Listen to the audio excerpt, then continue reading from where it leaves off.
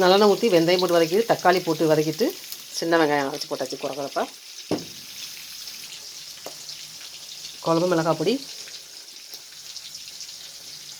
தனி மிளகாத்தூள்,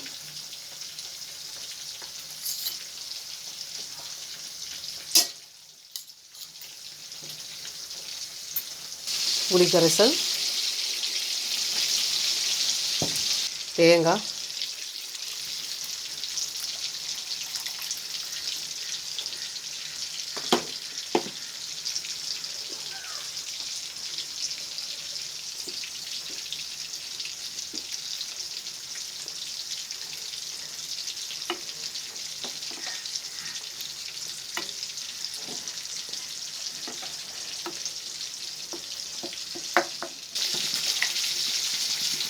தண்ணி சேர்த்துடலாம்.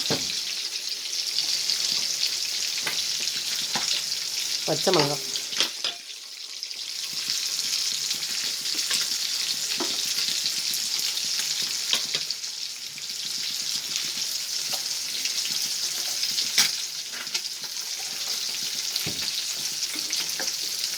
உப்பு வரப்புளிப்பெலாம் பார்த்துக்கலாம்.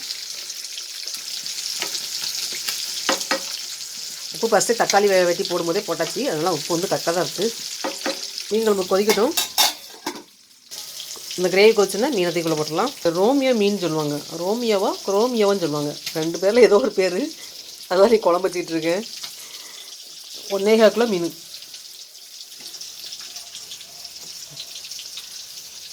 ரோமியோ மீன் குழம்பு செய்யறதுக்கு என்னென்ன வேணும் பார்த்துக்கலாம். நல்லெண்ணெய் 75 ml, தக்காளி 3 தக்காளி பொடியாக கட் பண்ணுது, வெந்தயம் ஒரு 3/4 ஸ்பூன், குழம்புமிளகாய் பொடி 2 ஸ்பூன், தனி மிளகாய் தூள் 2 ஸ்பூன், பச்சை மிளகாய் 3, தேங்காய் ஒரு சில அளவுக்கு, கொஞ்சமாக புளி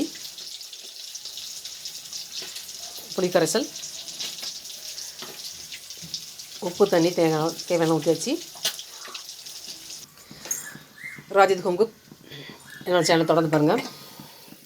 இந்த மீன் குழம்பு கொதிக்கும் போது அப்படி ஒரு வாசனை, அந்த வெங்காயம் அந்த பச்சை மிளகாவோட வாசனை வரும் பாருங்க. அப்போ என்ன ஒரு மனம் தெரியுமா, அதுதான் அந்த மீன் குழம்போட டேஸ்ட்டே. கிரேவி கொதிச்சு மீனை போட்டுடலாம்.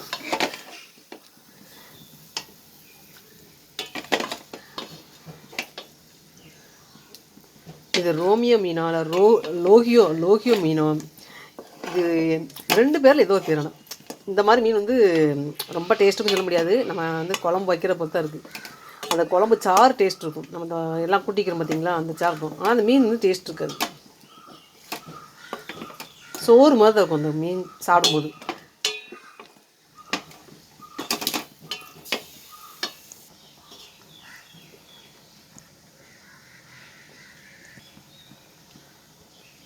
இந்த மீன் எப்போவே நான் ஃப்ரை தான் பண்ணியிருக்கேன். என்னை தான் குழம்பு வச்சுருக்கேன். மீன் நிறையா இருந்ததுனால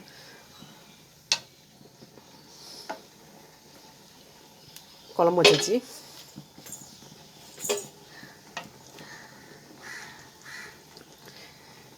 நிச்சயமாகவே சாஃப்டான மீன், ரொம்ப போட்டு கிண்டக்கூடாது.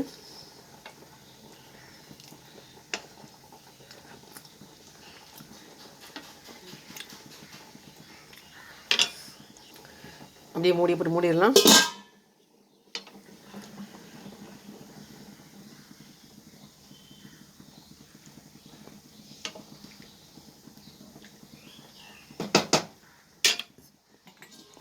ராஜித் ஹோம் குக் ரோமியோ மீன் குழம்பு ரெடி ஆகிட்டு இருக்கு. அதை மூடி திறக்கும் போதே அப்படியே ஒரு வாசனை, சரியான வாசனை. அப்படியே அந்த சின்ன வெங்காயம் தட்டி போட்டதுக்கும் பச்சை மிளகாய் போட்டதுக்கும் அதனுடைய ஃப்ளேவர்லாம் சேர்ந்து அப்படி ஒரு வாசனை தூக்குது. குழம்பு வந்து இந்த வைக்கும்போது ஒரு வாசனை வரும். அந்த வாசனை வந்து அந்த மீன் வந்து நல்ல மீன் அர்த்தம், கெட்டு போகாத மீன். நல்ல மீன் வந்து அந்த மீனோட டேஸ்ட் கிடையாது. அந்த கெட்டு போன மீனா இல்லை கெட்டு போகாத மீன், நல்ல மீன் அப்படி. ஏன்னா அந்த குழம்போட வாசனையே நமக்கு காட்டி கொடுத்துரும் கெட்டு போன மீன். இந்த மீன் டேஸ்ட் இருக்காது, ஆனால் வந்து நல்ல மீன், ஃப்ரெஷ் மீன் தான். உப்பு, காரம், புளிப்பு எல்லாம் பக்காவாக இருக்குது.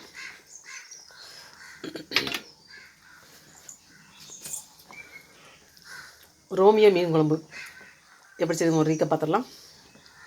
ஒரு பாத்திரத்தில் வெந்தயம் 3/4 ஸ்பூன் போட்டு ஒரு 3 தக்காளி பொடி பொரிஞ்ச உடனே 3 தக்காளியை கட் பண்ணி போட்டு அது நல்லா வந்து அது கூட வச்சு உப்பு போட்டு சிம்மில் போட்டு மூடி விட்டுரும். நல்லா வதங்கினதுக்கப்புறம் சின்ன வெங்காயம் ஒரு 150 கிராம், மிக்சியில் குறப்பாக தட்டி போட்டு அதுக்கப்புறம் புளி கொஞ்சமாக ஒரு புளி எடுத்து உருண்டை புளி எடுத்து அதை கரைசலை ஊற்றி தேங்காய் ஒரு சில அளவுக்கு அதையும் அரைச்சி ஊற்றி குழம்பு மிளகாத்தூள் 2 ஸ்பூன், தனி மிளகாத்தூள் 2 ஸ்பூன் ரெண்டையும் போட்டுட்டு தண்ணி ஊற்றி நல்லா கலக்கிட்டு உப்பு உரப்பு புளிப்பெல்லாம் கட்டாக்கம் பார்த்துட்டு மூடி வச்சிடணும். 3 பச்சை மிளகாய் கிள்ளி போட்டுடணும். சரி, இப்போ கிரேவி கொதிச்சோன்னே கழுவி வச்சுருக்க மீன்லாம் போட்டு இன்னும் கொஞ்சம் இந்த ஸ்டேஜ் வந்தோன்னே ஆஃப் பண்ணணும். இந்த கிரேவிலாம் கொஞ்சம் வற்றணும். மீன் குழம்பு நல்லா கொதிக்கட்டும். உள்ள பச்சைத்தன்மை எல்லாம் நல்லா வேகணும்.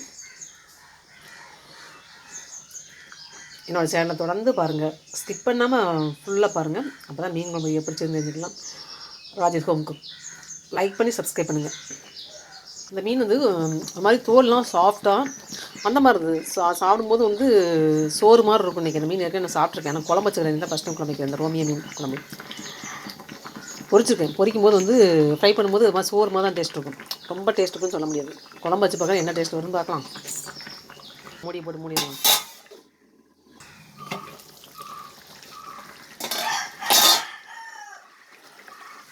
மீன் குழம்பு ரெடி ஆகிடுச்சு. ஆஃப் பண்ண ஸ்டேஜ் வந்துடுச்சு.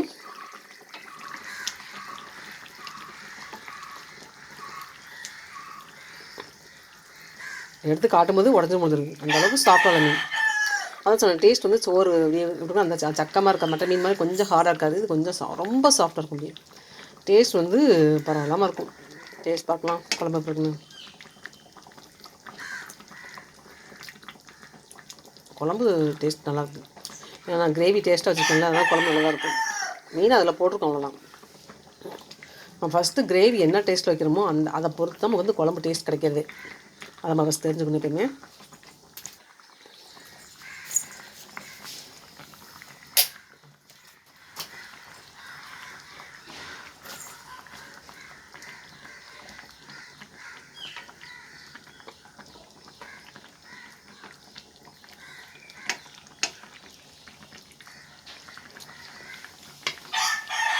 இட்லி தோசைக்கு காம்பினேஷன் செம்மையாக இருக்கும். சோறு நல்லா வந்து பரும்பருக்க அவ்வளோ சோறு பண்ணாலும் டேஸ்ட் நல்லாயிருக்கும். எந்த சோறுனா குலைவு இல்லாமல் இருந்தால் டேஸ்ட் நல்லாயிருக்கும் இந்த மீன் குழம்புக்கு.